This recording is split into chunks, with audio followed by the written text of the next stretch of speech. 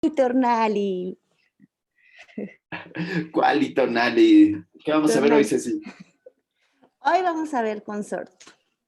Hoy vamos a ver Consort. ¿Qué es eso de Consort? Consort es una guía. ¿Cómo le doy la siguiente? ¿Qué es y para qué sirve? ¿Por qué lo voy a utilizar? Vamos a utilizar Consort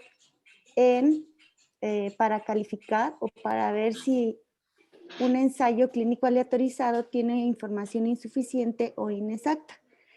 Y aquí vamos a tratar de identificar problemas metodológicos asociados a estimaciones exageradas. ¿Para qué me va a servir Consort? Para ver la calidad del estudio. Ok. Yo creo, Ceci, que igual que como lo habíamos visto, era como más que calificar, la publicación en buena y mala, Benja, en realidad Consort es como una guía, ¿no? Es como una guía para que nosotros podamos hacer nuestro mejor esfuerzo, ¿no? Yo creo que son como dos puntos de vista. Uno que sería la calificación y otra cosa sería cómo lo hago, o sea, la lista, el checklist para poder hacer una buena publicación. ¿Tú qué opinas al respecto? Listo, bien. Venga. Pues ahorita, digo, yo también soy del equipo, pero ahorita vamos a poner los pasos donde o sea, cada uno de los puntos que debe de seguir el estudio. Ok. Ángel, ¿tú qué opinas? O sea, mira, la diapositiva anterior, le tienes que poner permitirse así. En la diapositiva anterior, Ceci. Voy. Ajá.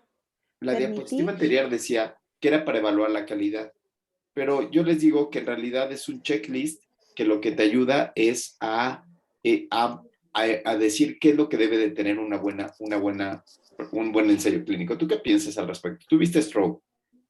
Sí, de hecho es eso, es un checklist para que cuando vas a mandar tu estudio o cuando estás diseñando también un ensayo clínico puedas ver si va a tener la calidad o no para que sea publicado.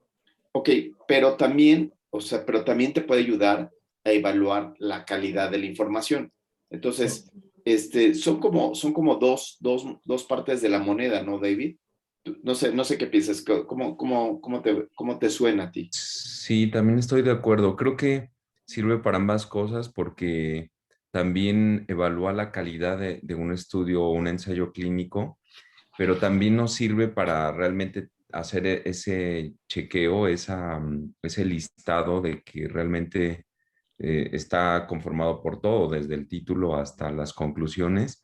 Pero no sé, y aquí me quedaba la duda, porque por ejemplo, para los que son revisores, creo que también es de utilidad para verificar que se haya hecho de acuerdo a Consort. O sea, también tener ese checklist donde va a servir al final ya para una revisión de este artículo. Buenísimo. Bueno, le seguimos, Ceci. Entonces, nos puede servir para las dos cosas. Estamos aquí aclarando, ¿no? O sea, puede ayudarnos a decir si habla de la calidad, pero también nos dice cuál sería este checklist que podríamos llevar a cabo. Seguimos, Ceci.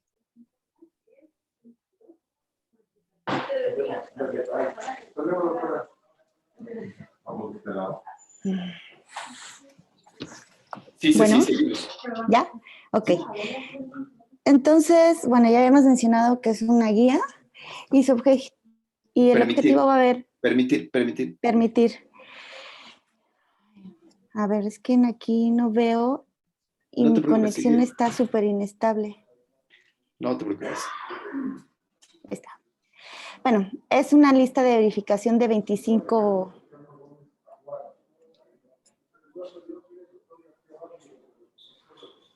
No sé por qué me está pasando esto. Pero siempre pasa, ¿no? Sí. A ver. ¿Ese es tu perro? Ya no. ¿Ya no? Se me murió hace 3 años. Entonces por eso adopté los gatos. Estaba guapísimo tu perro. Sí. Listo. Entonces, es una lista de verificación de 25 puntos. Aquí, ahorita vamos a ver un ejemplo. Esto ya lo habíamos visto hace como 2 semestres pasados. Y lo importante de Consort es el diagrama de flujo, que que es en donde nosotros vamos a calificar o vamos a ver la calidad de un ensayo clínico aleatorizado. Estos son los 25 puntos que nosotros vamos a verificar cuando nosotros evaluamos un ensayo clínico. Como primer punto ponen el título y el resumen. Dentro del título y el resumen vamos a identificar si este ensayo, dentro del título se identifica como un ensayo clínico aleatorizado. Y en el resumen tiene que estar estructurado y tiene que ver, o sea, se tienen que integrar lo que es el diseño, los métodos, los resultados y las conclusiones del ensayo con una orientación muy específica, o sea, un resumen muy, muy breve. Pero aquí el resumen, la parte importante es que sepamos cuáles son las partes que debe de tener, ¿no? Entonces, estas partes que debe tener, que uno no es que se la está inventando, sino que son las que deben de ayudar a la transparencia de esta circunstancia, ¿no? O sea, Consort lo que habla es de ser transparentes, o sea, no ocultar las cosas, o sea, que no lleva discusión tampoco, ¿no? Exacto. Y más que nada, o sea, ya lo habíamos mencionado en las clases previas, o sea, esta estructura pues es el método científico. Entonces, ese es el resumen. En cuanto a la introducción, se va a integrar antecedentes y objetivos. Vamos a ver los antecedentes científicos, la justificación con el acrónimo SARA y los objetivos específicos y las hipótesis. Posteriormente viene la metodología o los métodos, el diseño del ensayo, ¿no? Si describen bien el diseño del ensayo, si está incluida la asignación o cuántos brazos, los cambios importantes en los métodos para iniciar el ensayo, los criterios de inclusión, la justificación, los criterios de selección, todos los criterios, ¿no? Inclusión, exclusión y los de no inclusión. Buenísimo. Que serían los criterios, la procedencia, en dónde se va a hacer, en qué instituciones, en qué centros los vamos a realizar, dónde se registraron los datos, las intervenciones para cada grupo con detalles suficientes para que esto permita la replicación del ensayo clínico en otras áreas, si es que nosotros queremos realizarlas. En cuanto a los resultados, especificar bien las variables de respuesta o de desenlace, en este caso, la maniobra principal, las maniobras secundarias o las periféricas, cuándo y cómo se evaluaron cada una. Y también si hubo algún cambio en las variables tras el inicio del ensayo, porque muchas veces suelen parar el ensayo clínico por motivos, ya sea éticos o no éticos, o que el tratamiento pues no sea, o los resultados no sean esperados. Si es el caso, pues también verificar que o sea, por qué se paró. En cuanto al tamaño de muestra, ¿cómo se determinó el tamaño de muestra? Si este corresponde o no a explicar el análisis intermedio y las reglas de interrupción, si es que. Algo muy importante en los ensayos clínicos, la aleatorización. ¿Cómo se realizó la aleatorización?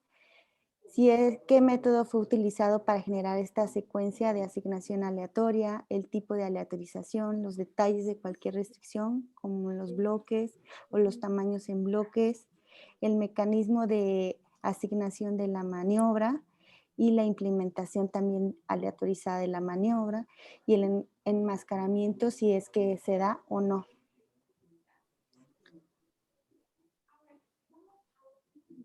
Buenísimo. ¿Listo? Sí. O sea, realmente no lo voy a leer todo, que sería como que muy aburrido. Porque además de todo, ahorita ya viene examen sorpresa. Examen sorpresa. ¡No! Sí, dame la pantalla. No. Sí. A ver. Examen sorpresa. ¿Por qué?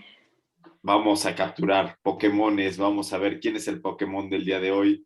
Y entonces vayamos a la captura de Pokémones. Entonces habíamos visto esta parte de Consort, que nos quedaba muy claro que lo que hablaba, o lo que más le gustó a Ceci, es la transparencia de poder decir cuál es este flowchart Consort, que nos va diciendo paso a paso cómo van siendo cómo van saliendo los pacientes, cómo van quedando incluidos en distintos grupos.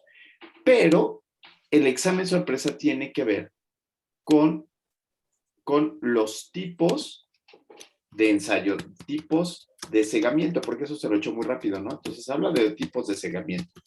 Entonces, lo que van a hacer ustedes es que yo les voy a decir, las preguntas son 3 tipos de cegamientos y ustedes van a dar ejemplos clínicos.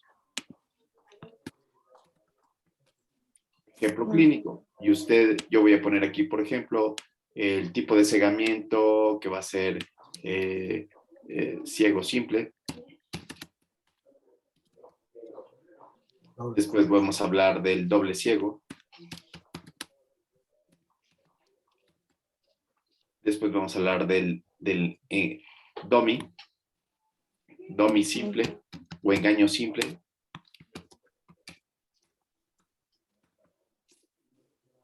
Double dummy, doble engaño, que fue lo que ella...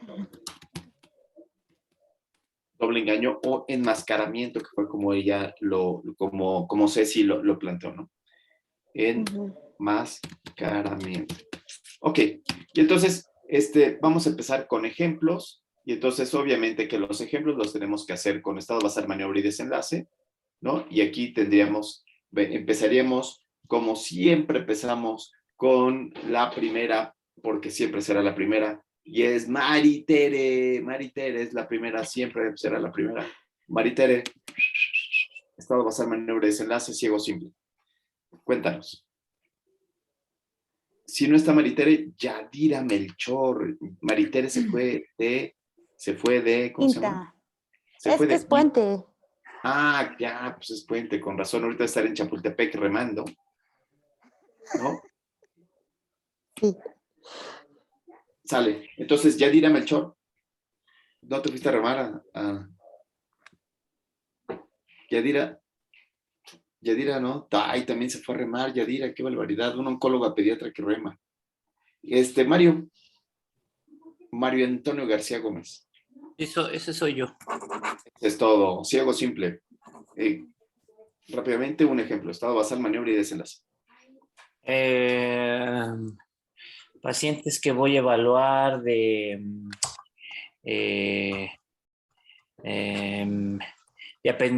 pacientes que son sometidos a apendicectomía versus manejo médico. Ok, tienes pacientes que tienen apendicitis entonces. Apendicitis. ¿Y la maniobra es? O cirugía o no operarlos. La maniobra es cirugía o antibióticos. Exacto. Cirugía o esta nueva modalidad que se está dando de amoxicilina con ácido clavulánico. Pero en sí es complejo, ¿no? Ese ejemplo pienso que es complejo para el ciego simple. ¿Cómo le vas a decir al paciente? No, ¿Hacen los pollitos o cómo? No, porque... Vamos a ver, ahí va a estar el examen. Ese es el examen. Podría ser resección de apéndice por colonoscopía. No te toca porque a ti, hay unas Ceci. técnicas así. Ahorita que te toque a ti. Pero ahorita es está en duda, examen porque no sé, muchachón. yo soy ortopedista. Pero digo, Ahorita como para operar y eso, no sé, duda. Ahorita vamos a ver cómo le hace para ciego simple. Muy bien. Sale, Mario. Bueno, el ciego simple solo se refiere a que el sujeto, o sea, en este caso el paciente, desconoce el grupo del tratamiento al que pertenece. Digo, aquí yo estoy poniendo un ejemplo, no estoy diciendo, estoy dejando de fuera que si es ético o no, solamente quieres que sea ciego simple, ¿no? O sea, el ejemplo de ciego simple. O sea, tú lo que dices es, harías un estudio engañando al paciente. No, es un ejemplo, pues, o sea, porque venga, todos los demás tienen razón. El ejemplo es total, o sea, no vayas a poner un ejemplo de ¿cómo se llama? De Marte. No, o sea, es algo real, pues, pero en la actualidad hacer esto, pues, no es totalmente no ético, pues. Bueno, una cuestión importante de los ensayos clínicos, que aquí te quiero decir, es que los pacientes tienen que firmar consentimiento informado y saber qué les van a hacer, ¿eh? Bueno, sí, pero en este caso, o sea, finalmente el paciente va a afirmar que pertenece a un va a afirmar que pertenece a un estudio clínico, a un ensayo clínico, Sí. y que se va a tratar apendicitis, punto, ¿no? O sea, entonces el paciente no va a saber en qué grupo va a aparecer, si en el grupo de antibióticos o en el grupo tienes de una espantosa. cirugía. No, tienes una espantosísima X, Mario. Mario, acabas de ser catalogado como el doctor Mengele. ¿Sabes qué? Ayer festejamos el día de los niños con síndrome de Down, entonces vas a ser catalogado como un doctor que era ¿cómo se llama? El que tenía el espectro autista, estimado Ángel. ¿Cómo se llamaba ese doctor? ¿Es Nash? ¿John Nash? No, el que hizo la clasificación de los autistas. Ya. Asperger. El doctor Asperger hacía selección de los pacientes para depurarlos. Y entonces, Mario, acabas de tener una espantosísima X, terrible. Terriblisísima, Mario. Bueno, no dijiste la regla del juego, Rodolfo, solo dijiste un ejemplo, te lo estoy poniendo. Sí, un ejemplo. Sí, te toca, estimadísimo Benjamin. Benjamin, tiene que ser ético, no manches, no podemos aquí poner nada no ético. Venga, no, Pau, ahorita le toca primero a Benjamin y después vas tú. Sale, ciego simple. O sea, un ciego simple podría ser que nada más el investigador supiera. Venga, sale. Entonces, por ejemplo, yo lo pondría así como... Ensayo clínico, porque estamos viendo con SORD. Sí, o sea, yo lo pondría como tratamiento de amígdalo. O sea, la patología sería faringoamigdalitis, ¿no? Faringoamigdalitis. Ajá. Yo pondría benzilpenicilina en un brazo versus acitromicina. Ok. Y ya, nada más el paciente, el paciente en el consentimiento informado se le dice que o una u otra se le va a poder dar dependiendo de la asignación y que él no va a saber la asignación y ya. ¿Él no va a saber la asignación? O sea, vas a cegar los dos medicamentos para que sean iguales, ¿no? Correcto. La benzilpenicilina, ¿cómo es la presentación de benzilpenicilina? Bueno, porque sí, yo me acuerdo algo. la benzilpenicilina es intramuscular, o sea, podría ser intravenoso. ¿Cómo la vas a cegar? Benzilpenicilina es IM. Bueno, IV. En vez penicilina G, que es intravenosa, y acitromicina IV, que también hay IV. Acitromicina IV. Órale. Para faringo. ¿Really? Venga. Bueno, es un ejemplo. Y el desenlace es vivo o muerto, ¿no? ¿Y el desenlace cuál es, Benja? Está medio rudo tu examen, tu ejemplo, ¿eh? Y el desenlace son días de fiebre, ya. Días de fiebre. Órale. ¿Te parece que le pongamos más de 3 días o menos de 3? Ok, perfecto. ¿Para que sea dicotómico? Incluso lo que podemos hacer es darle... Me parece muy locochón tu estudio. Penicilina B, que es oral, y acitromicina oral y ya. Más fácil. Eso me parece más de ser humano, Más menos real. estabas a punto de ser catalogado como el doctor Mengele o el doctor Asperger. Sí, estuvo muy rudo.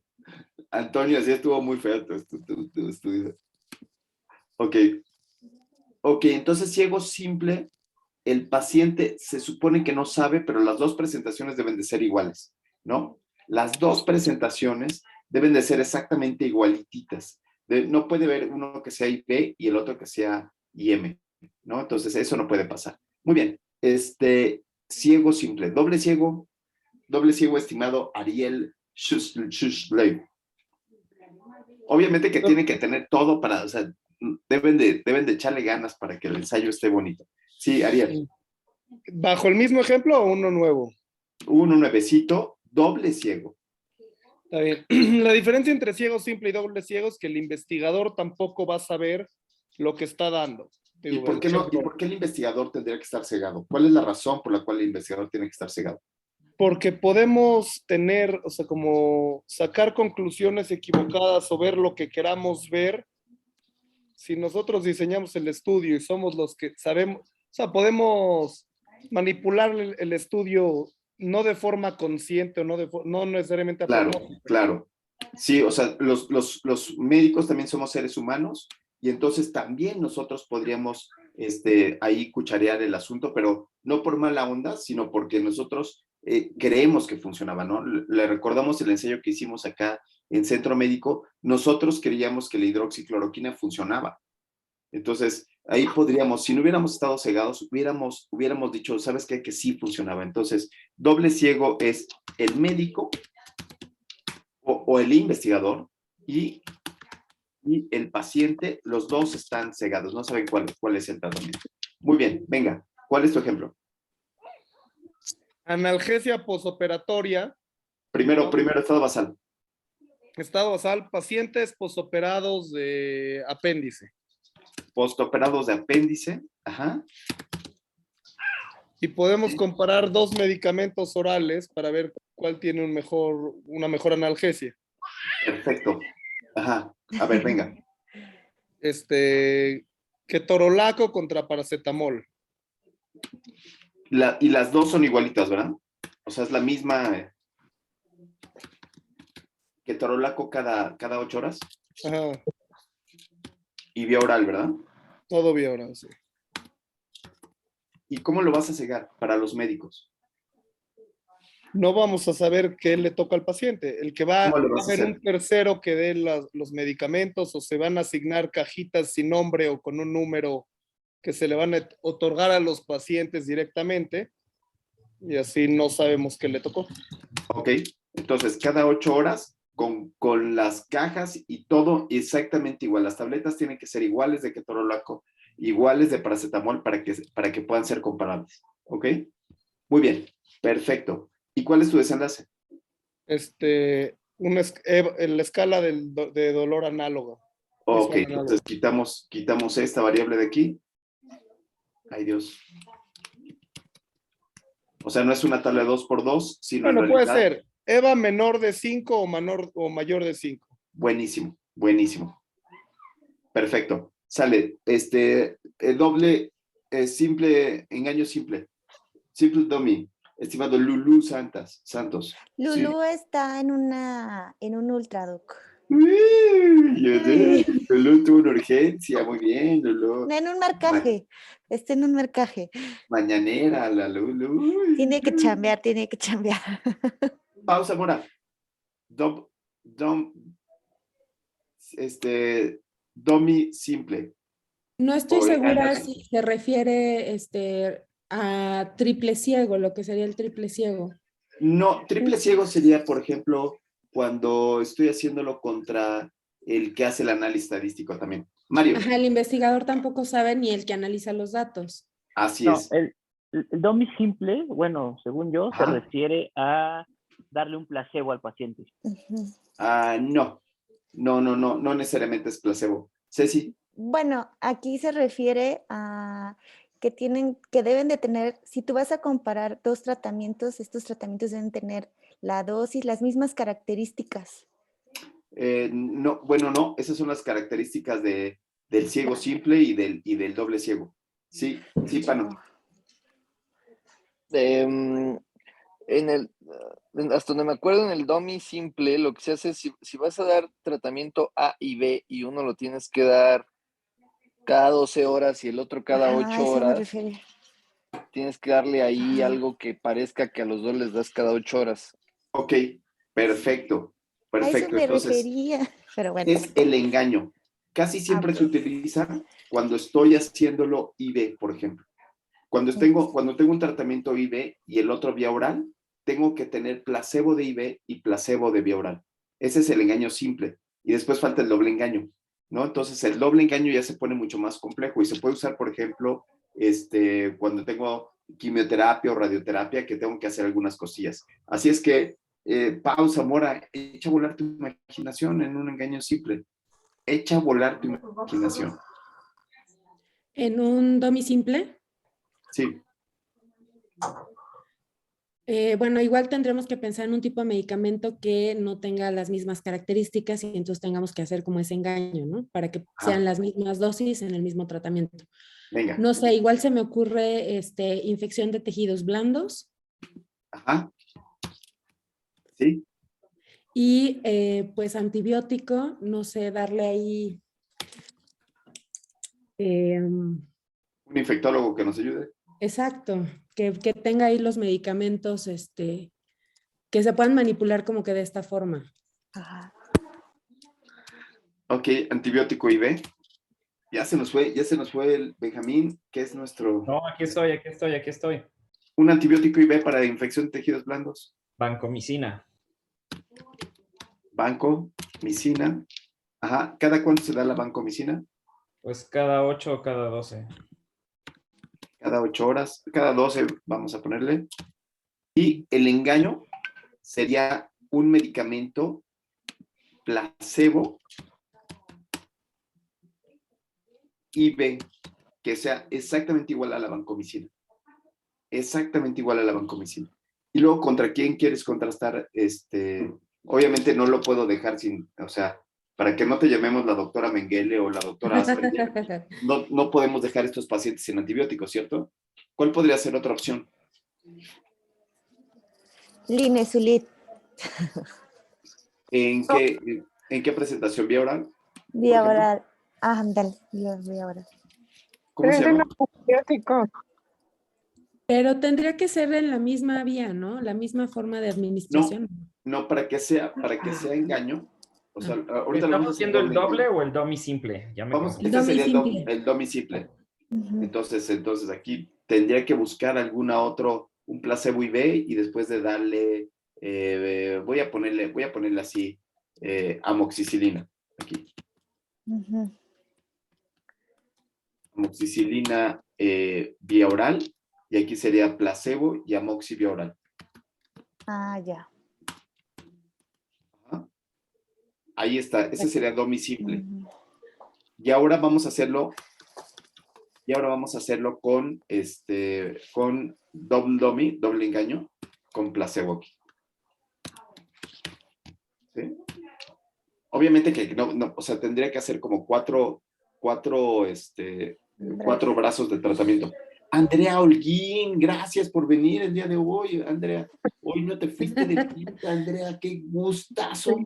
Hoy no hubo cesárea, ni hubo nada. O sea, Andrea, qué gusto.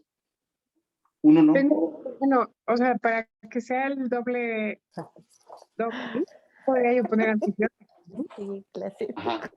Cada uno tendría que tener antibiótico. Por ejemplo, tendría que tener 4 brazos de tratamiento para que sea 4 doble, ¿no? Entonces tendría el brazo 1 con vancomicina, brazo 2 con amoxicilina, brazo 3 amoxi, ¿sí? Entonces ahí tendría que ir combinando los brazos de tratamiento. Claro, ¿Sí? pero no es ético no ponerles antibiótico. Así es, sí, para que no nos declaren que seamos como, ¿quién fue hoy? Mario fue el doctor Asperger, ¿no? O Mengele, ¿no? Entonces aquí son 4 brazos de tratamiento. Muy bien, ¿no? Y entonces ese es el doble engaño. Muy bien. Pues ya pasamos esta primera etapa, la etapa de traje de baño, y nos fue bien. Ahora vamos al vestido regional, ¿no? Tipos de aleatorización. Tipos de aleatorización que vienen aquí. Consort nos dice que hay que decir cuáles son los tipos de aleatorización. Y entonces, ahí vienen que tenemos que ser explícitos con las políticas de aleatorización, ¿no? Que se llama allocation concealment en inglés. Y entonces, ¿qué significaría eso de allocation concealment que habla de estos estudios Consort? Estimada, Andrea Holguín ya participó, estimada Fabi Flores. Está en una braquiterapia. Hoy todos, sí, como venimos Pau, venimos de Puente Largo y todos están, no, y hoy sí, no, y había mucho tráfico, no, muy bien. ¿Qué es eso de política de aleatorización, Pano? Pano, ¿qué es eso cuando tú, o sea, cuando tú estás oyendo que tiene que ser transparente la location concealment? ¿Qué es lo que significa location concealment? Ay, chinga. No sé. Que quedó, pues que le quede claro al paciente. ¿Que le quede claro al paciente? La aleatorización, no sé, me agarró en curva. Ok, hay que leer consort. Muy bien. Ángel Ruiz, tú que leíste consort, ¿qué significa location concealment y a qué hace referencia cuando estamos hablando de consort? Pues como hicimos la maniobra de aleatorización, que puede ser, hay como varias técnicas de aleatorización, o sea, una puede ser que tener números ya, tabla de números aleatorios previos y los seleccionamos, los que hacemos cuando no tenemos dinero, pues una tombolita con los números De números aleatorios, ajá, ¿qué otra cosa? Y en los ensayos pagados por la... ¿Qué otra forma puedes acordarte? Esa.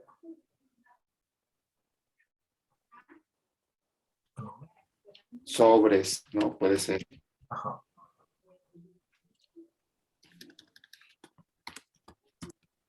Aleatorizaciones automatizadas con Hay programas que te ayudan a aleatorizar, ¿no? Ajá. Sí, claro, sí.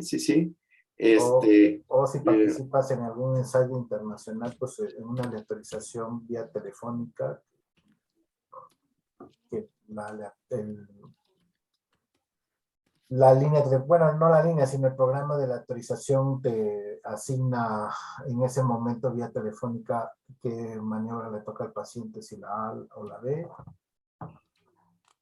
Buenísimo, sí, pero fíjate que la pregunta que le hicimos a Pano era, ¿qué es esto de las políticas de la autorización? Cuando Consort te pone qué es la política de la autorización, ¿qué fue lo que leyeron, estimado César Rojas?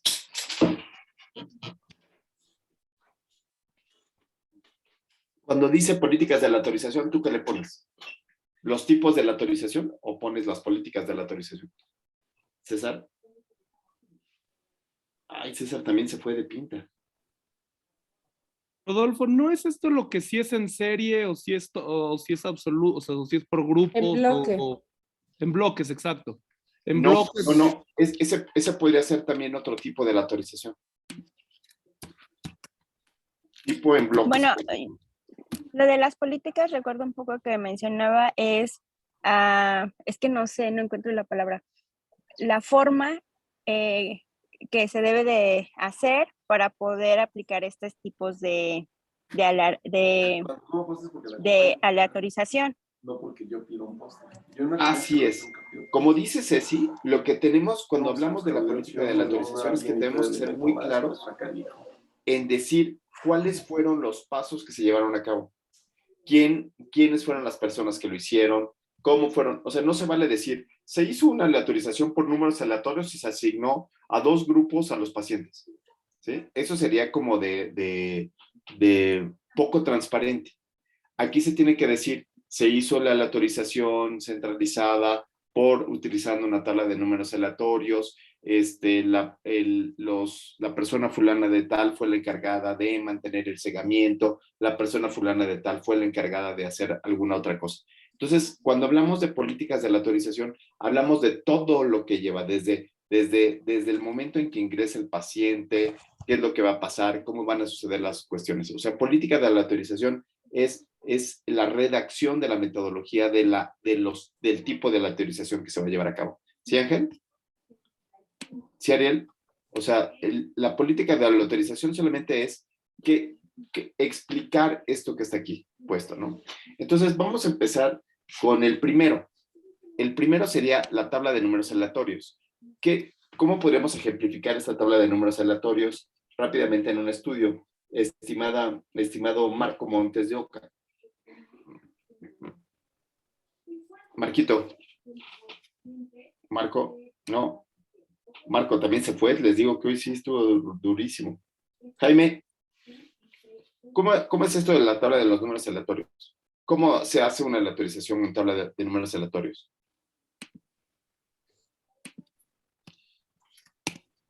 Ay, Jaime, ¿no? ¿Te puedo también? Se fueron todos de fiesta. Y Ale Contreras. Hola. Hola. Pues exactamente, no, o sea, las he visto, pero exactamente no sé cómo se hacen. Ok. ¿Alguien ha visto cómo se hacen? Te puede hacer en un Excel y le pones que automáticamente te dé un número u otro y eso te asignaría a un tratamiento u otro. Me imagino que también hay software específico para hacer estos estudios, pero incluso en Excel se puede. Sí, en Excel, en SPSS tiene la generación de números aleatorios y entonces genera números aleatorios y tú de antemano, o sea, tú antes de que empieces el estudio ya tienes, ¿no? Ya tienes que al grupo A, vamos a pensar que son 10 pacientes, aleatoriamente el grupo A va a ser el 1, el 2, el grupo B va a ser el 3, o sea, tú lo generas previamente, el 4, el 5, y acá el 6, ¿sí? Entonces la de números aleatorios ya te lo da de antemano. Y entonces cuando van llegando los pacientes, ya se tiene la tabla, digamos que pegada en algún lado, pegada en tu consultorio para saber cuáles son la generación de estos números aleatorios, ¿no? O sea, a qué grupo va a ser metido uno y otro. Y después de eso tenemos el de por sobres. Ahora, ¿cuál sería el problema de hacer la tabla de números aleatorios y dejarla pegada ahí en el consultorio? ¿Cuál sería el problema que eso pudiera traernos? Pues que la pudieran ver en algún momento y deducir pues toda la información. Claro. Sí, Yuri. Lo que sucede es que de repente viene tu mamá y tú dices, ay, no, yo creo que fulanito es el placebo, ¿no? Y está asignado al placebo y dices, no, espérate tantito, ven mañana para que te toque el tratamiento bueno. Entonces, no es tan transparente porque está, digamos que pegada o en algún lugar ya preestablecida, ¿no? Entonces, eso no es tan adecuado. ¿Y cuál sería la siguiente, que sería la aleatorización por sobres? Pues igual asignamos a cada sobre un tratamiento que está pues sellado y laqueado sin que sepamos el contenido de la maniobra que le toca al paciente. De hecho, y le vas abriendo y vas abriéndolo, ¿no? Sí, puede haber una estrategia en donde tú le das al paciente que elija cuál sobre quiere y el paciente elige el sobre y ahí ya ok, tiene. puede elegirlo el paciente el sobre, ok. Bien, David.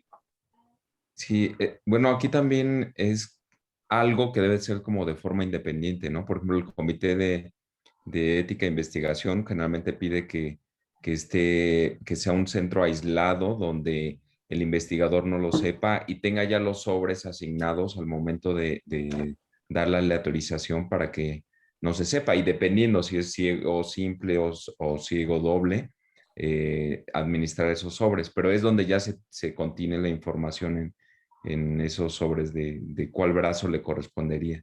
Sí, lo que sucede es que esta aleatorización por sobres esta es la que se hace en el consultorio. La que se hace en el consultorio es así, va llegando y tú abres un sobre a la vez para ver si sale A o sale B. Lo que tú estás platicándonos es la mejor forma que se podría llevar a cabo, que es la aleatorización centralizada. En la aleatorización centralizada, uno de los investigadores, el que está listo para abrir los sobres, para abrir el ciego, para abrir el cegamiento, eso viene en un sobre. Entonces, este sobre se abre hasta el final, o se puede quedar cerrado. Y entonces la aleatorización centralizada, cuando va llegando el paciente, tú hablas por teléfono y le dices, llegó el paciente número 1, ¿qué tratamiento le toca? Y ellos te dicen, le toca A o le toca B. Y entonces, no, como está cegado, ni el investigador, ni el paciente lo saben. Pero si llegara a haber un evento adverso, tiene que haber alguien que tenga estos sobres cerrados y los abra para que puedan llevarse a cabo, ¿no? O sea, para tener la seguridad de que fue lo que pasó, ¿no? Ya sea para placebo o ya sea para el tratamiento activo. Entonces, en esta aleatorización centralizada, lo que se hace es que hay otra persona que lo lleva a cabo, no el investigador, para evitar estos sesgos. Porque, ¿qué sesgos podría existir si lo hago por sobres, estimado estimado Ángel? por sobres sería, pues igual que alguien, o sea, si tenemos la información en el centro, se puede intentar ver a quién le toca determinada Sí, o sea, los seres maniobra. humanos somos bien canijos y puede ser que alguien lo vea, ¿no? Vaya viendo a trasluz o vaya viendo a ver qué onda, ¿no? Como para poder hacer el cegamiento. En este cegamiento por sobres, también lo que sucede es que muchas de las ocasiones viene en el sobre el medicamento. Entonces, ya como a veces es difícil hacer el cegamiento por las cajas, como lo decía Ariel dice, vamos a hacer cajas nuevas y que sean exactamente iguales, pero ahora Ariel piensa en la dificultad que tendría un investigador en hacer eso, ¿no? En generar las cajas y que fueran exactamente iguales. Para poder evitar eso, lo que se hace es que pones un sobre manila que no se vea y allá adentro viene el medicamento. Entonces viene el medicamento cerrado y afuera nada más dice A o B y tú se lo das al paciente. ¿Sí, Ariel? Eso con el fin de evitar eso que tú decías de crear cajas nuevas. Andrea. Tengo una duda. Cuando el paciente escoge el sobre, en algún punto, o sea, como que ya nada más queda 1 o 2 sobres, o sea, ¿sí? ¿Y es igual el que tiene la opción de 5 que el que tiene la opción de 1?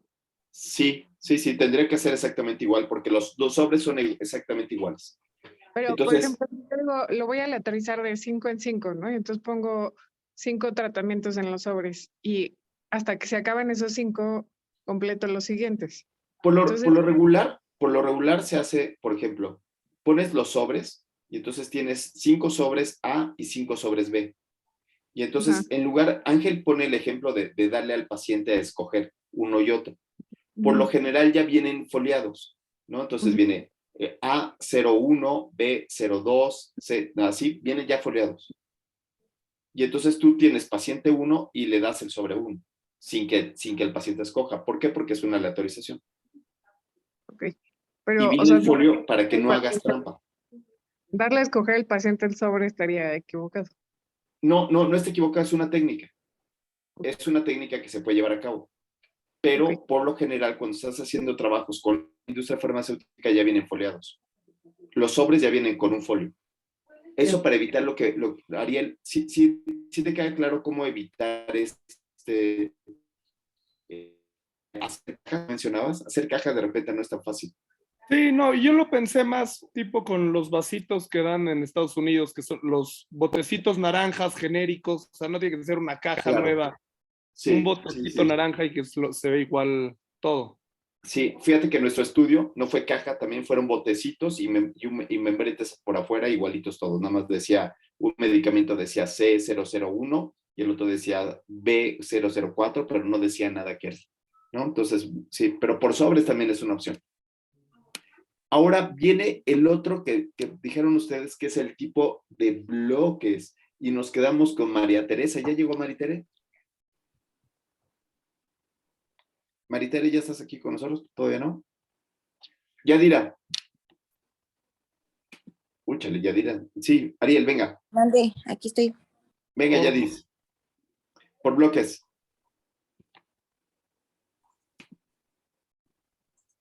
Ahí puede variar el número de participantes en cada bloque. No estoy segura ahí si lo decide el investigador, cuántos van a entrar o de acuerdo a qué número de participantes van a entrar en cada bloque. Y se asigna como una secuencia, ¿no? O sea, se le da, o sea, decir, por ejemplo, a 7 pacientes se les va a asignar o se les va a realizar la maniobra A y a 7 pacientes se le va a realizar la maniobra B. Entonces, ese bloque es de 7 pacientes. Así es. Entonces, aquí, cuando es por bloques, tenemos la aleatorización. El bloque A sería el bloque del ABC observatorio. Eso sería más o menos como un multicéntrico, aplicaría para un multicéntrico esas características. Así es. Y entonces yo tengo que tener que estos bloques, por ejemplo, ABC Observatorio y el otro, ¿cómo se llama? El otro que está en Santa Fe. ¿Cómo se llama en Voldemort? Ay, ABC Santa Fe. Pero a Santa Fe, ¿cómo le dicen? Que es el bueno. Mordor. ¿Tenemos Moldor. En Moldor, ¿no? Entonces, voy a poner 100 pacientes en el ABC, observatorio, y 100 pacientes en el ABC. De estos 100 pacientes, se vuelve a hacer la aleatorización y debe de quedar 50 aquí y 50 acá. ¿Para qué? Para que si llegara a haber un error, si hubiera abrir el ciego, ¿sí? Si se puede volver a abrir el ciego, los modelos sean exactamente iguales y yo pueda quitar a todos los pacientes de observatorio o pueda quitar todos los pacientes de Santa Fe y no se me mueva el estudio, ¿sí? Esto sucede mucho con los estudios internacionales. Entonces, para México nos dan una cuota de 100 pacientes, de los cuales ya están aleatorizados, ¿sí?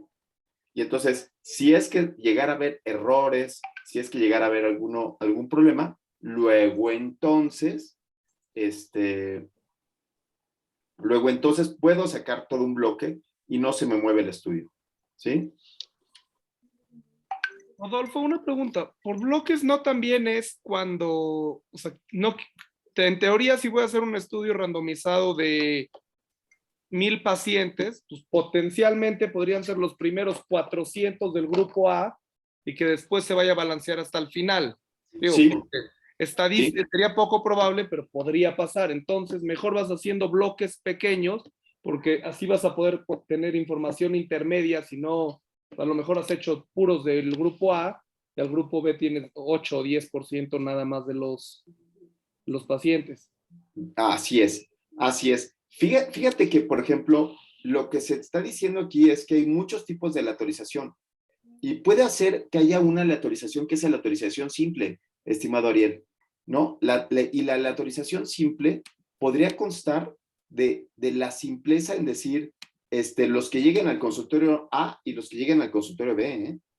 O sea, los que lleguen al consultorio de observatorio y los que lleguen al consultorio de Santa Fe.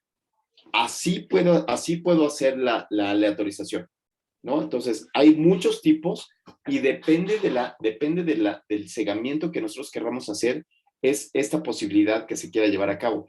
Entonces, esto es lo que pide consorte. Lo que pide consorte es que seas muy transparente en decir cuál fue el tipo y cuáles fueron todo lo demás. Ahorita hicimos examen para que vean todas las posibilidades. Ya depende del investigador que se pueden llevar a cabo o no se pueden llevar a cabo. Seguimos con la presentación, estimada Ceci. El examen sorpresa nos fue bien, menos para Mario. Ay, Mario, ¿qué pasó?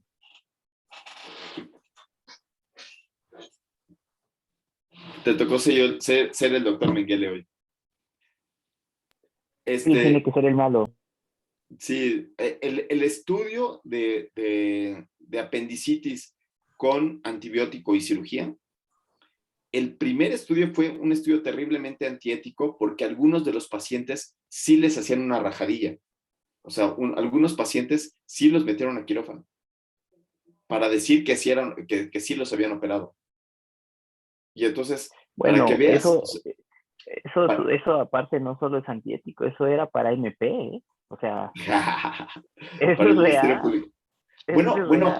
Bueno, fíjate que los cirujanos, tuvieron muchos problemas con ese estudio, o sea, como que les cuesta mucho trabajo decir que el tratamiento de la apendicitis pudiera ser con antibióticos. Entonces... Híjole, Rodolfo, pues no sé lo que diga aquí Ariel o diga David o lo que digan los que operamos ese tipo de cosas. Con uno solo, que termine con un estoma, para mí no sirve. Con uno solo. Sí. No, además, la cantidad de pacientes que entran, que recurren o que no progresan acaba siendo como el 60%, 70%. Entonces, no es una muy buena alternativa. Sí. Creo que los dos tienen toda la razón. O sea, ese es su juicio clínico. Pero lo que estamos hablando es el concepto científico. El concepto científico es, no puede ser con uno solo, ¿no? O sea, con uno solo que quede mal, no puede ser, porque también puede ser que con los pacientes tratados con cirugía también puede quedar uno con un estoma, o sea, también hay complicaciones. Entonces, sí, pero, aquí lo que se quiere hacer es la evaluación científica. No tu juicio clínico de tu decisión clínica, sino el estudio como tal. Híjole. ¿No? A mí me genera mucho ruido ese estudio, como tienes razón. Tienes razón, porque además el origen de ese estudio, o sea, el tema es que si te vas bien atrás, es que los cirujanos no quieren ir en la noche a operar, Rodolfo. Esa es la razón, ese es el origen de ese estudio. Esa es la razón principal. Los cirujanos no quieren ir a operar en la noche. Entonces, si le rascas, ese es el origen de ese estudio. Y entonces empezaron a hacer cosas bien raras, como la que tú describes, y entonces, y cierto, o sea, hay cirujanos que pueden hacer una rasadilla ahí como para X y simular la cirugía, y de ahí ya genera una idea que ha dado la posibilidad a este tipo de cosas, ¿eh?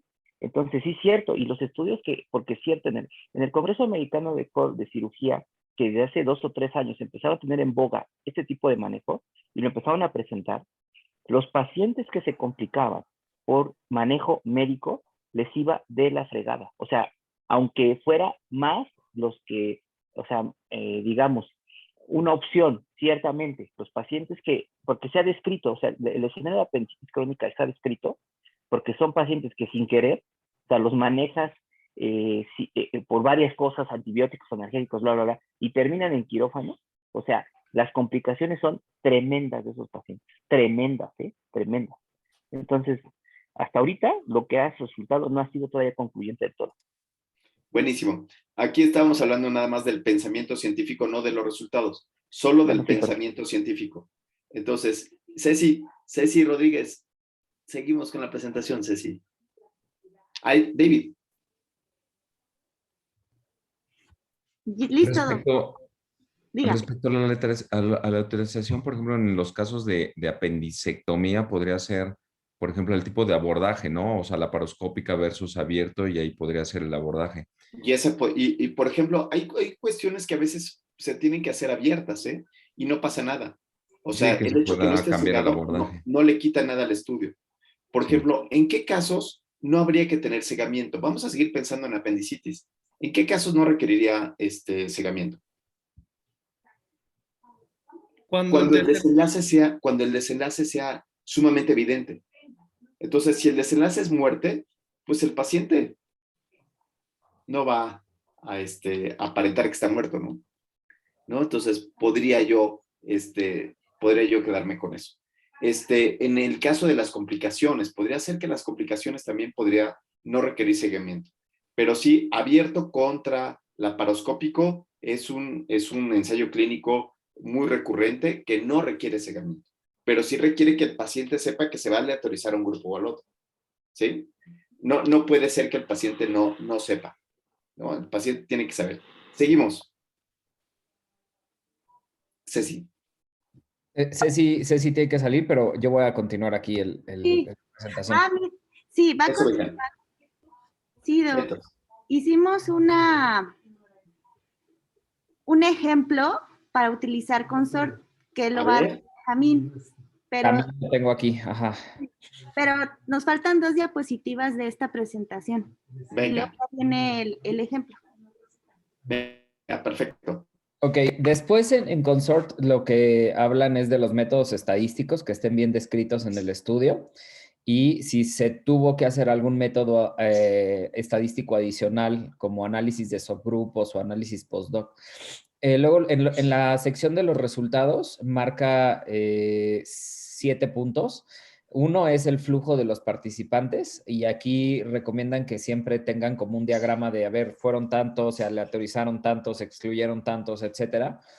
Luego, las fechas en las que fue el reclutamiento, el seguimiento, cuándo finalizó, cuándo se interrumpió el estudio y luego una tabla con los datos demográficos y clínicos de cada grupo.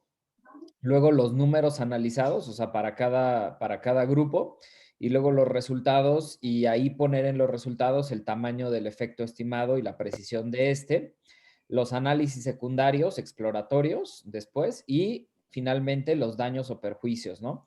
Y luego en la otra sección es la discusión, en donde empiezan interesantemente por las limitaciones, ¿no? Oye, ¿cuáles son los sesgos que encontraron en el estudio, la imprecisión del estudio, etcétera? Luego, los datos de la validez externa que ven en relación a la posibilidad de la generalización de los resultados del estudio. y la interpretación, en donde se haga un balance entre los beneficios y los daños que arrojó el estudio. Finalmente, también dentro de un segmento del consort marca otra información que está en 3 puntos. Uno es el registro, o sea, que haya un registro y nombre del ensayo. Supongo que esto debe ser en clinical trials o en alguna... Así es. Así es. Clinical trials, si eres americano, hay registros europeos, hay registros mexicanos, pero que lo tengas registrado en algún lugar, sí. 2, el protocolo, ¿no? Que se pueda acceder al protocolo. Esto muchas veces lo ponen como datos suplementarios en las revistas. Y 3, la financiación, ¿no? O sea, de dónde vino el dinero y cuál es el papel de ellos para hacer el estudio. Andreita Olguín. Tengo una duda. Si lo registras en una página que no es Clinical Trials, te limita mucho en qué revistas lo puedes publicar, ¿no? ¿O da igual?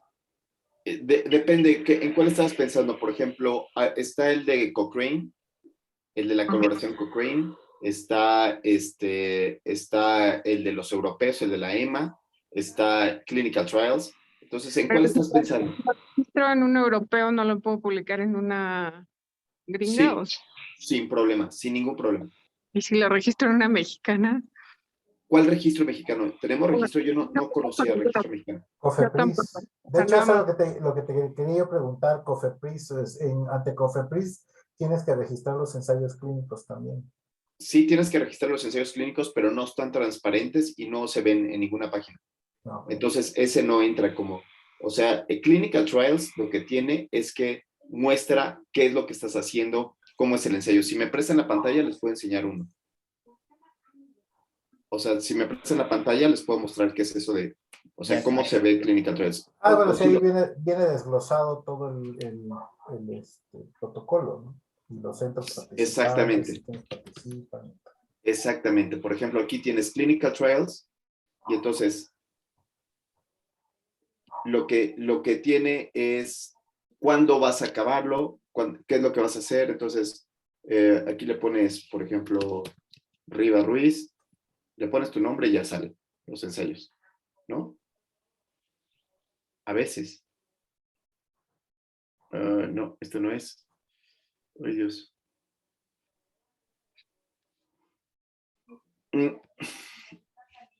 Eso me pasa por quererles presumir uno, ¿no? Entonces, este es COVID-19. Y aquí vamos a ponerle acitromicina. A ver si sale.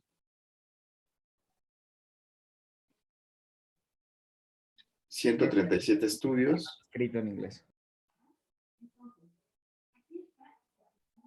Y, por ejemplo, aquí está, te da este artículo, te dice dónde lo están haciendo, dónde lo hacen y te da todo el resultado, ¿no? Entonces, cuándo completaron el reclutamiento, cuándo se empezó a hacer el asunto. Entonces, aquí viene el protocolo como tal, cuál fue el objetivo principal, ¿no? Como comentábamos con Mario. Entonces, con Mario comentábamos que el estudio que a él le gustaría hacer no son con la resolución a corto plazo, sino la resolución a largo plazo, las complicaciones a largo plazo. Entonces, eso es muy importante. Aquí lo que dice es, ¿para qué fue realizado el estudio? Y entonces, en el estudio aquí pongo, bueno, pues, es de dos brazos, y viene para uso ambulatorio de COVID-19 acitromicina versus tal. ¿Cuál fue el desenlace que queríamos tener? Tenía aquí la intervención, el enmascaramiento, fue abierto, ¿sí? Y vienen las tabletas, no había intervención, aquí es Standard Care, y vienen los desenlaces, la proporción de pacientes que progresan y los desenlaces, los cuales no son como tal. O sea, los desenlaces los tomamos en cuenta, pero el estudio está hecho para el primario, ¿no? El resultado primario. Y entonces, el estudio tiene que ser exactamente igualito a este. Cuando se publica el estudio, yo tengo que poner Clinical Trials, ese NCT tal, y lo pongo en PubMed y me tiene que dar el mismo artículo. Entonces me voy, por ejemplo, a PubMed y lo que tengo que encontrar es el protocolo o tengo que encontrar el artículo ya descrito o no encontrar nada, ¿no? Porque todavía no lo hayan hecho. Aquí está. Entonces, lo que me permite este numerito es que, ay Dios, no sé qué están viendo ahorita. Tu pantalla de PubMed. Ok. Entonces, lo que les quiero enseñar es cómo está vinculado uno con el otro. En el caso de Clinical Trials, ¿sí? Y entonces aquí ya viene, esta es obviamente Lancet, un Lancet, porque tienen dinero, y encontraron que los moderados, agregando, no tuvo ninguna reducción, ni ninguna utilidad en los pacientes con tal cosa, ¿no? Entonces, y obviamente tiene todos sus criterios consort. El criterio consort número 1, que es tener el árbol de decisiones, ver cuántos pacientes se presentaron en uno y otro lado, y los resultados de si eran hechos por intención a tratar o eran hechos por protocolo. ¿Qué es eso de intención a tratar y qué es eso de protocolo? Estimada Andrea Holguín, cuando Clinical Trials hace referencia de por protocolo y por intención a tratar, ¿qué significa? Cuando incluyo los que se excluyeron o se eliminaron del estudio, ¿no? O sea, en el análisis. No. Ale Contreras. Intención a tratar y por protocolo, ¿qué significa? Sí, Benja. Intención a tratar es que incluyas a todos los pacientes que se asignaron a la maniobra, independientemente de que completaron o no el seguimiento, completaron o no los días de tratamiento. Y per protocolo solamente analizas los pacientes que completaron la maniobra, exacto. ¿Y qué diferencia hace uno con otro? La intención a tratar y por protocolo. ¿En cuanto a qué? Sí, en cuanto a interpretación clínica. Lo que pasa es que se supone que, el análisis per protocolo puede estar sesgado. O sea, siempre se prefiere intención a tratar, ¿no? ¿Por qué? Sí, pero ¿por qué? Porque tiene más validez, creo que es externa. ¿Externa? No. Andrea Holguín. Interna, ¿no? Porque incluye... No, Ariel. Incluyo todos los posibles... No, es que si no es externa, es interna. Pues sí, pero incluyo todos los posibles desenlaces en mi análisis, ¿no? No. Ariel, Lo que tiene es que por intención a tratar, por ejemplo, te vas a evitar problemas si los pacientes no están tolerando el tratamiento o están teniendo muchos efectos adversos y solo lo haces por protocolo, pues va a parecer como que la terapia es una maravilla, porque los que sí toleraron el tratamiento son los únicos que estás evaluando. A cambio, si es por intención a tratar, pues todas estas pérdidas que no necesariamente que pueden estar relacionadas al apego o a los efectos adversos o cualquier tipo, o que sea muy complicado tomar la medicina o cualquier otra cosa así, eso lo vas a tomar en consideración. Entonces, la intención a tratar evalúa no nada más si sirve el medicamento, sino si se apegan, si se lo toman bien, si es la práctica clínica habitual. Por protocolo está muy bien también, porque lo que habla es de la eficacia del medicamento en condiciones experimentales. ¿Sí, Andrea? Entonces, en condiciones experimentales, si es que se toma el medicamento a la hora que se lo debe tomar con los niveles séricos adecuados, entonces quiero ver que también funciona. Vean ustedes que los dos no es que uno sea mejor que el otro, sino que tenemos que pensar en qué momento utilizar uno o el otro. Ariel. Sí. Sí, Ariel. Perdón, la dejé arriba de hace ratito que... Perfecto, bueno, entonces eso es intención a tratar y por protocolo. Buenísimo. Seguimos, Benja. Bueno, Benja está hablando por teléfono. Pau. Man. Tú, cuando platicas con tus pacientes, ¿de qué es lo que hablas? ¿Hablas de intención a tratar o hablas por protocolo? O sea, cuando vas a mandar un medicamento, ¿lo hablas desde el punto de vista de intención a tratar o lo hablas desde el punto de vista de por protocolo? ¿Cuál es más aplicable a los pacientes? No, pues a los pacientes se les debe de hablar más bien por intención al tratamiento, ¿no? Así es. Por el análisis de intención a tratar es lo que se lleva a cabo. Cuando yo estoy hablando de un paciente, es el análisis de intención a tratar.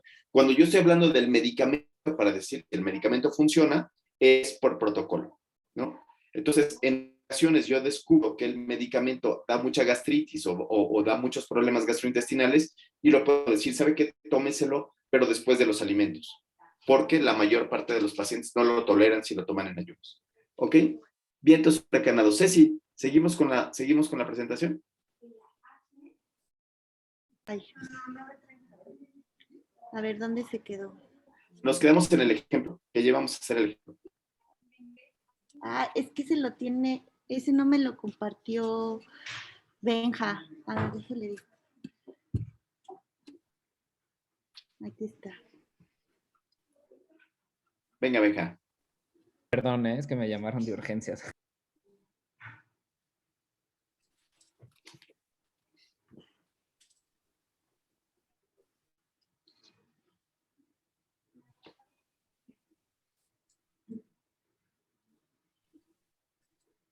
Ahí ya pueden ver, ¿verdad? Sí. Buenísimo. Sí, vamos ya al ejemplo. Bueno. Que ese era el diagrama que decían que era súper importante, que lo enfatizaban mucho en los artículos. Cuando nosotros aplicamos Consort, esto era de lo más fundamental. Y ponerlo, si vamos a publicar un ensayo clínico, es importante colocar este diagrama de flujo. Ok, entonces vamos al ejemplo entonces. Déjame, me salgo de esta pantallita. Y lo que hicimos para el ejemplo fue agarrar un artículo como tal. Agarramos este artículo. Déjame compartir mi pantalla. Aquí está. Y fuimos como viendo cada uno de los puntos del Consort, ¿no? Por ejemplo, aquí el primer punto no se identifica como un estudio de este estudio, ¿no? Molnupiravir para tratamiento oral de COVID-19 en pacientes no hospitalizados, publicado en el New England el año pasado. No, este año, perdón, en febrero. Y aquí, por ejemplo, fuimos identificando, no se identifica como un estudio aleatorizado en el título, ¿no? Que eso era algo que marcaba el consorcio que debía de tener el título. Luego acá ya fuimos poniendo cada uno de los puntos del consorcio, ¿no? 1B, aquí está el resumen estructurado. Luego acá tenemos, bueno, ese es el resumen estructurado. Luego acá, por ejemplo, hasta el final está el 23, el registro y el número del registro del clinical trial. Y los datos de quién dio el dinero, ¿no? Que en este caso fue Merck y Dom. Y así nos fuimos todo el artículo. ¿Quiere que lo revisemos? Ya nos queda poquito tiempo, nada más ponnos lo más destacado. Vamos bien, ¿eh? Yo creo que así como lo llevas, Benja, está perfecto. Ok, por ejemplo, acá, en el 2A, en el punto 2A del consort, se marcaba poner el escenario científico y explicar la racionalidad de hacer este estudio. Aquí lo ponen muy bien los autores en este parrafito. Y luego acá en el 2B es los objetivos específicos y la hipótesis. Y la verdad es que no lo ponen de manera muy clara la hipótesis, ¿no? Nada más ponen, aquí reportamos la eficacia y seguridad de los resultados de fase 3 de un componente en el trial move out, pero no dice cuál es la hipótesis ni nada por el estilo de manera clara. Luego acá el 3A es la descripción del diseño del trial, incluyendo el allocation ratio. ¿Cómo se dice esto? La alocación, no se dice alocación. Sí, las políticas de la autorización, que sería el allocation concealment. Ajá. Exacto. Y aquí ponen, es un fase 3 que se compone de un fase 2, fase 3, doble ciego, con grupos paralelos, aleatorizado. Me voy a subir. Controlado por placebo, evaluando la seguridad y eficacia. Eso ya lo vimos, ya vimos más o menos qué es eso. Ajá. Luego acá el 4A es los criterios de elegibilidad para los pacientes, ¿no? Adultos no hospitalizados con COVID leve o moderado que eran elegibles. Luego, por ejemplo, acá tenemos el protocolo, que sí se puede acceder como un suplemento en la página del New England. Y luego acá tenemos... Ya no me sale mi... Este es el 5, ¿no? Que la intervención de cada grupo te da los detalles suficientes para volverlo a repetir, cómo fueron administrados, ¿no? Aquí dice de un ratio de 1 a 1, centralizado, la aleatorización, que a unos se les dio molnupiravir y a otros se les dio placebo por 5 días. Luego acá tenemos el punto 11A. No van como en orden, ¿no? O sea, el artículo es como que le tienes que buscar un poco porque no va así como a punto 1, punto 2, punto 3. Sí. Luego acá tenemos el punto 8B, el tipo de aleatorización, los detalles de la restricción. El punto 11A, cómo se hizo el cegamiento, ¿no? Aquí está cómo lo hicieron. Sí. Acá está... No, era me parece. Acá me quedé. Aquí. Y es el que especificaron muy bien cuáles son el desenlace primario y secundario y cómo y cuándo cómo y cuándo lo midieron o lo evaluaron. Luego el punto 7A, aquí está en todo esto, es cómo se calculó el tamaño de la muestra, etcétera, etcétera, etcétera. ¿Sigo adelante? Claro. Yo creo que ahí le podemos parar, ¿no? Okay. Entonces, sí, ahí podríamos pararle. Qué buen ejercicio hicieron, ¿eh? Hicieron un ejercicio excelente. Y espero que eso les haya funcionado también a ustedes para poder ver cómo pueden desglosar un artículo, ¿no? Cómo se puede desmenuzar un artículo en sus partes y entonces cómo podríamos ir leyendo un artículo en la práctica habitual, ¿no? O sea, con los residentes tendrían que ir paso por paso para ver cómo se lee estos artículos, ¿no? Cómo tienen tantos detalles que son sumamente importantes evaluar cuando yo estoy haciendo un estudio, ¿no? Cuando yo estoy haciendo un ejercicio, ahí es donde lo puede evaluar. Pero ya nos quedan 10 minutos, entonces, en estos 10 minutos vamos a ponernos de acuerdo que vamos a ver la próxima clase. Entonces, ya no pudimos ver, bueno, ya vimos Consort, yo creo que ya aquí le paramos. Tenemos una plática más tenemos 2 pláticas más, 2 clases más, una de búsqueda sistemática de la literatura y la otra de cálculo de tamaño de muestra. De cálculo de tamaño de muestra y poder.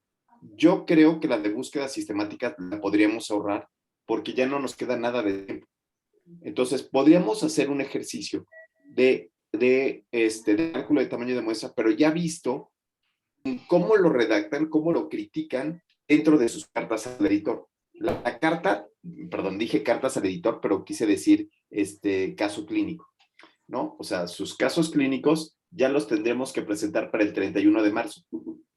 Entonces, como ya lo tenemos que presentar para el 31 de marzo, lo que podemos hacer es que en la próxima clase quiero ver cómo pueden criticar un tamaño de muestra. O sea, que si le faltó poder, que si el tamaño de muestra fue insuficiente, que si se requieren más pacientes. Este choro que tendríamos que poner para poder llevar a cabo esta redacción adecuada de la presentación y me gustaría ver muchas, ¿no? O sea, me gustaría ver uno de cada uno de ustedes, ¿no? O sea, unos 5 o 6 renglones de cada una de ustedes para poder hablar de estos conceptos. Pausa, Mora.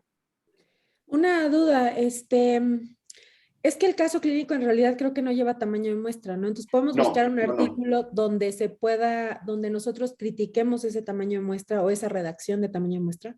Claro, por ejemplo, muchas de las ocasiones se habla de que estoy escribiendo de que la fractura transtrocantérica, estoy diciendo una tontería. No, sí va así. La fractura transtrocantérica es la más importante, pero no se han hecho estudios de seguimiento con el uso de resendronato ¿no? Y en el estudio de risendronato hecho en Galicia, se encontraron que fueron 5 contra 6 pacientes, lo cual nos da un poder estadístico de 20%, lo cual es inespecífico para poder llegar a cabo una conclusión con este tipo de estudios, ¿no? Entonces, ahí lo que hiciste fue calcular el poder estadístico de ese estudio para poder decir que no fue suficiente. O en otra ocasión podrías decir que se hizo un cálculo de tamaño de muestra para diferencia de medias, pero no para diferencia de proporciones, lo cual hace que no sea clínicamente relevante, ¿no? Entonces, eso es ese choro, esa parte del ya entendí, porque ya tuvieron clase de cálculo de tamaño de muestra, pero ahora lo tengo que aplicar a mi práctica clínica, lo tengo que aplicar a este escenario que estamos nosotros, ¿no? ¿Sí, Pau? Sí, gracias. Dave, gracias. Rodolfo, yo tengo una duda. Sí, Dave. Ariel, por favor. Porque se supone que el tamaño de muestra, si va a ser insuficiente, vamos a tener un error tipo 2. Entre más muestra tenemos, pero si ya es estadísticamente suficiente, si ya no nos habla que el tamaño de muestra ya implícitamente quiere decir que fue suficiente tamaño de muestra. Sí, yo creo que esa es una súper pregunta. Yo también me la he hecho, Ariel.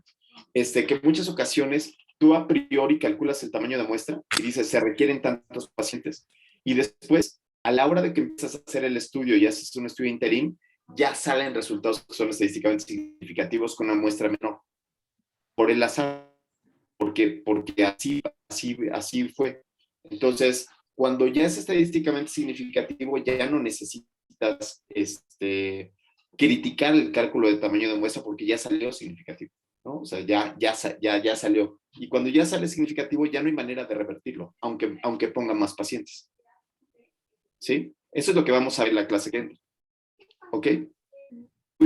Nos quedan 5 minutos. Y entonces, vamos a ver qué aprendimos el día de hoy.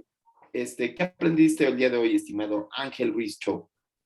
Bueno, usar el checklist del consort para verificar primero cómo diseño mis estudios si quiero hacer un ensayo clínico. 2, para repasar los artículos que tienen un diseño de ensayo clínico aleatorizado y ver si tienen la calidad suficiente para poder considerar o traslapar los resultados de los ensayos clínicos que estamos leyendo, y básicamente la diferencia entre intención de tratar y análisis por protocolo para cuándo se lo vamos a transmitir al paciente. Entonces, excelente. Entonces, una de las cuestiones es que el strobe, consort y todo eso quiere decir que si yo señalo algo, también estoy aprendiendo, porque los otros 3 dedos me señalan a mí, ¿no? Pau, ¿qué aprendiste hoy? Yo aprendí, complementando lo que dijo Ángel, lo del simple dummy y double dummy, que la verdad no lo recordaba muy bien. Y toda esta parte del repaso del tipo de aleatorización y cegamiento me pareció muy interesante, de los ensayos clínicos. Bien, entonces, huracanado. Ceci Rodríguez, ¿qué aprendiste tú? Lo mismo que Pau. No me había quedado muy claro lo del doble ciego, simple ciego. Eso.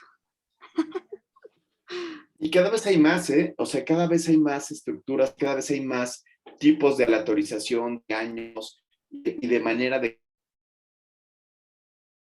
cómo darlo, ¿no? Entonces, hay que estar con los ojos bien abiertos porque hay más y más y más y más circunstancias. García Marienta, ¿tú qué aprendiste hoy?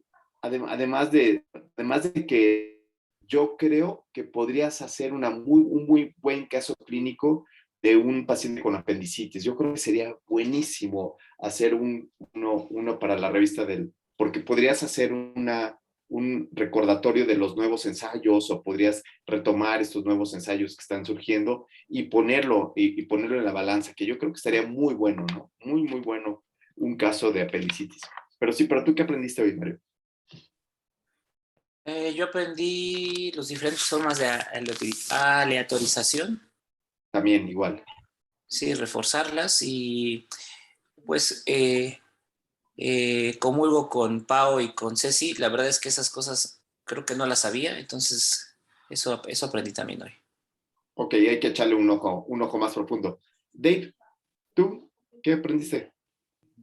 Yo también, pues igual, o sea, diferentes maneras y en el repaso muy bueno, muy didáctico de todo lo que se hizo, aleatorización, cegamiento, pero también me pareció algo interesante lo que puso Benjamín, o sea, su descripción y cómo hacer el checklist, fue muy importante, muy didáctico y por eso le puse también un aplausito porque muy bien.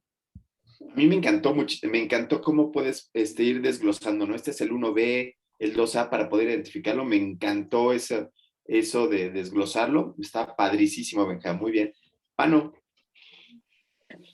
A mí lo que me gustó, todo me gustó de la clase, pues, pero lo que me cayó en 20 fue al final lo que revisamos sobre intención por protocolo, intención a tratar y por protocolo, de cómo la perspectiva de ver en el de protocolo, cómo uno le plantea al paciente de acuerdo a la eficacia del medicamento y en el otro desde la perspectiva del paciente.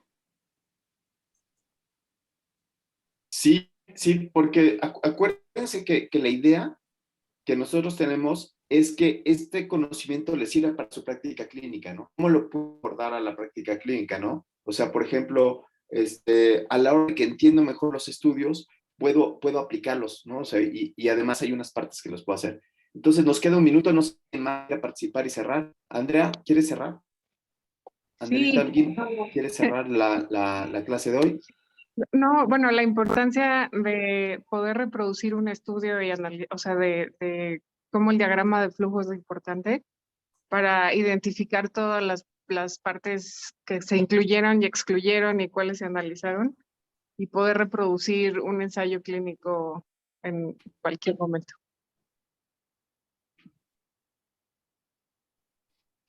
Excelente.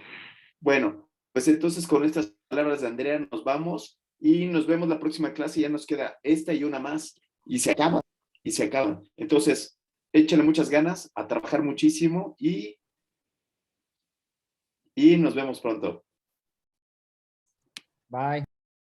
Gracias. Bye, gracias. Hasta luego, buen día. Bye, Ariel. Nos vemos, Ceci. Bye, David.